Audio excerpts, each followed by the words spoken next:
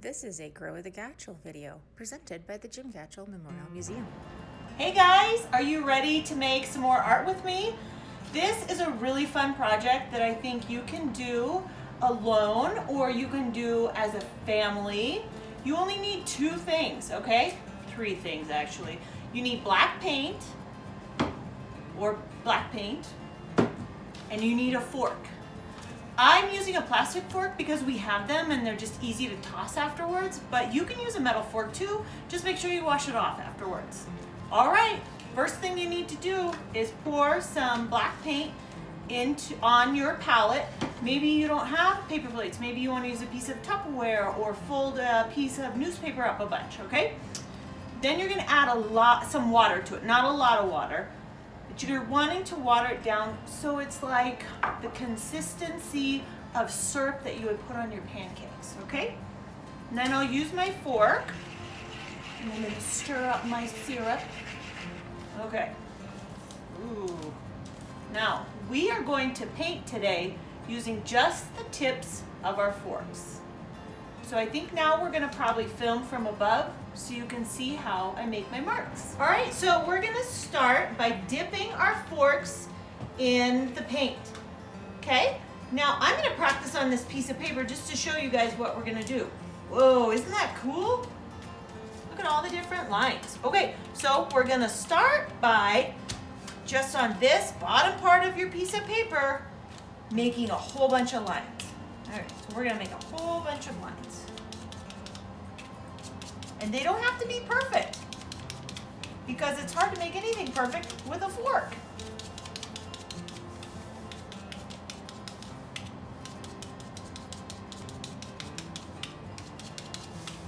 All the way to the end, okay?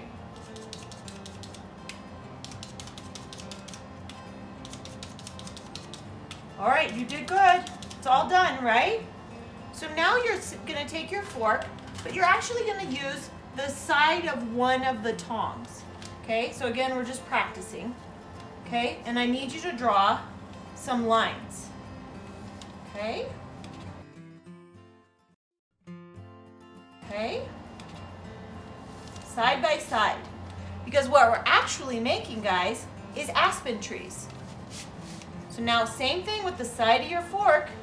You're gonna give it kind of some branches. And it doesn't have to be perfect because you've seen aspen trees. They kind of look messy, don't they? Okay, so now we're gonna give our aspen tree those eyes. So again, with the side of your fork, give them those eyes. You know how you see, it looks like they kind of sometimes have eyes that look at you? All right, and then maybe I'm gonna darken this edge up. And actually, I think I need a few more branches. This tree is looking a little sad. All right, so now I'm gonna do it again. This tree might be thinner. Oops, it was an accident. It's gonna be thinner.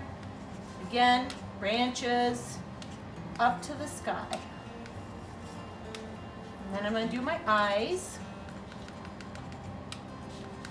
Okay, and again, we're not trying to be perfect, right?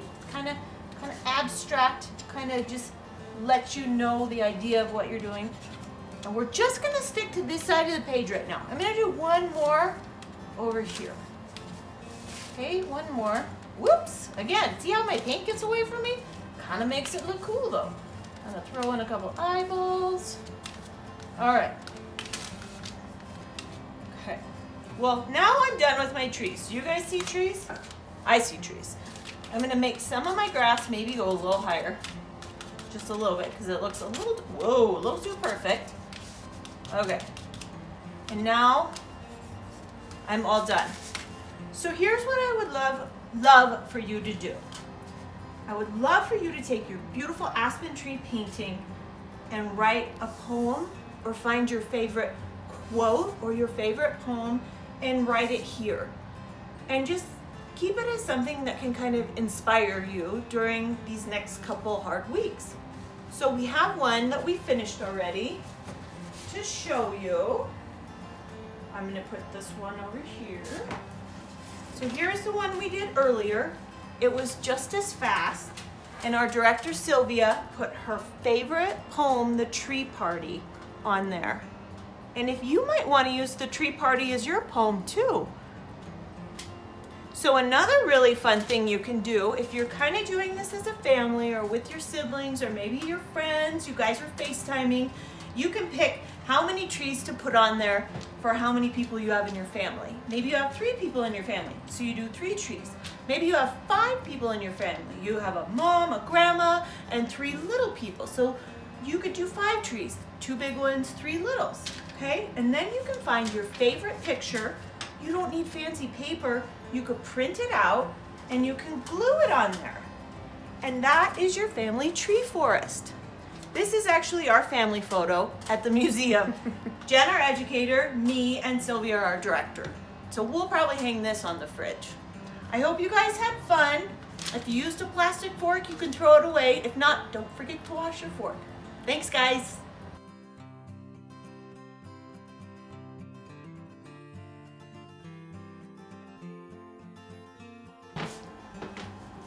Okay guys, Kelsey's last art project was so easy, I can even do it.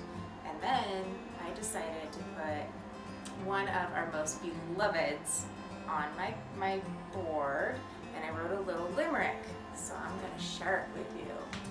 This is Ernie. If you've ever been to Living History Day, you've probably met him out in the parking lot.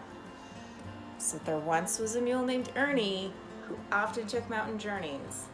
But come summertime, at the museum you'll find him biding his time and watching the streets, patiently waiting for all the kids to give him treats. So, if you do this art project, or even if you don't, whatever, if you want to write a limerick or a poem or a story about your pet, we would love, love, love if you'd share that with us too, okay?